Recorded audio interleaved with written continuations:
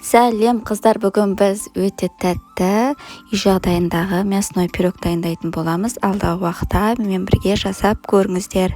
Өте тәтті шығады. Ең алдымен біз водяной баняда немесе микроволновкада майымызды ерітіп аламыз. Қатты ерітпеңіздер, сәл ерітіп алсаңыздар болады. Сосын үстіне қаймақ қосамыз. Қаймақтың үстіне 2 жұмыртқамызды саламыз. Мен бір жұмыртқаның сарысын алып қойдым. Үстіне жағу үшін тұз және разрыхителімізді қосып араластырып алатын боламыз.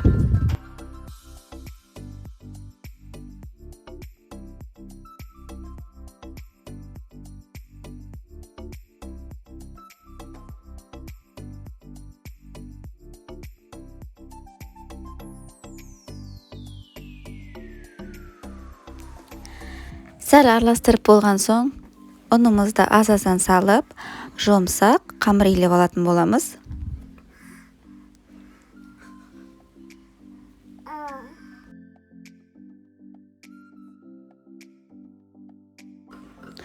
Осындай жұмсақ қолға жабыспайтын қамыр шығу қажет. Оны біз салафанымызға салып, холодильникке 30 минутқа қойып қоямыз. Ол аралықтарында өзіміздің фаршымызды осылай қуырып алатын боламыз. Үстіне чесногымызды салып, пісіріп, қақпағын жауып, сәл суытып алатын боламыз. Суып жатқан кезде біз бір пиязымызбен картобымызды алып, осылай 4-5 тығып турап қоямыз. Барлық дайын болған масаларымызды қосып, араластырып, біздің яғни қара бұрыш, қызыл бұрыш, сосын мен кішкене зирамды қостым. Сіздер де қоссаңыздар болады. Иісі, дәмі өте керемет болып шығатын болады.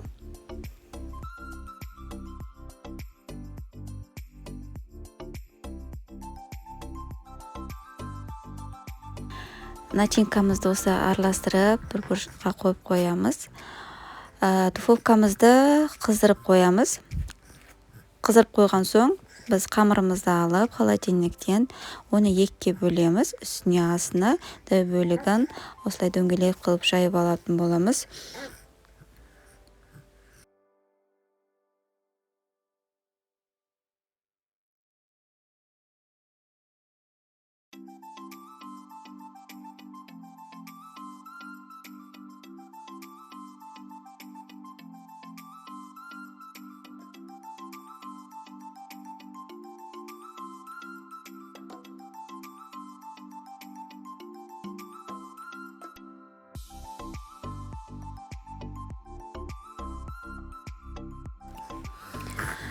Илеп болған соң, үстіңгі бөлігінде осылай дөңгелек қылып жайып аламыз. Үстіңгі бөлігі өте жұмсақ болуы қажет.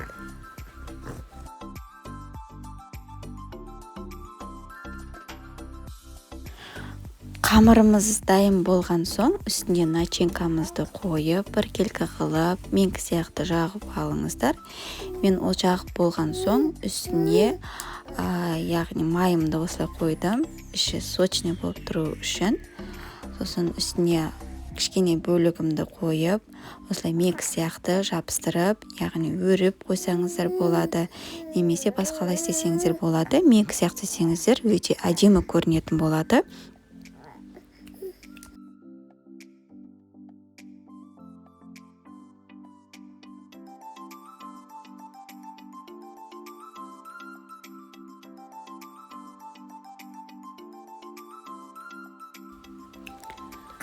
Қамырымызды өріп болды. Өріп болған соң, шанышқымен менікі сияқты осылай істесеңіздер, кейін көтерілген кезде ашылып, жыртылып кетпейді. Осылай сәндеп қойдым.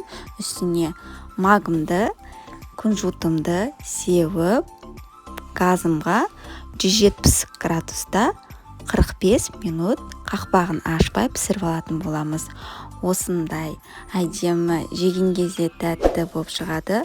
Менімен бірге болғандарыңызға рахмет. Алдағы уақытта да сіздермен тәтті бәліштермен бөлісетін боламын. Сіздермен бірге болған Жаңыл Үсенқызы, тәтті шай, рахмет.